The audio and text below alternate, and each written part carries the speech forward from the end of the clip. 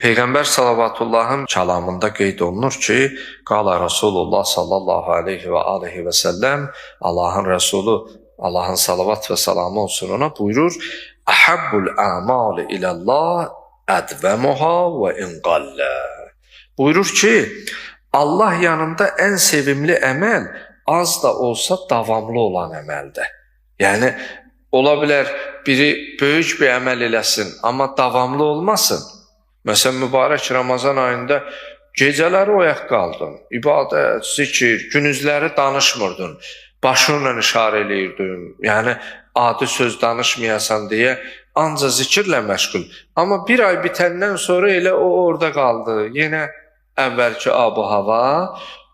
Bu cür böyükdənsə elə az eləyib, amma ardı davamlı şəkildə olması. O el məsəl var, deyir, dama-dama göl olar. Çünki o davamlı olanda Allahla rabitə deməli hələ də qırılmayıb.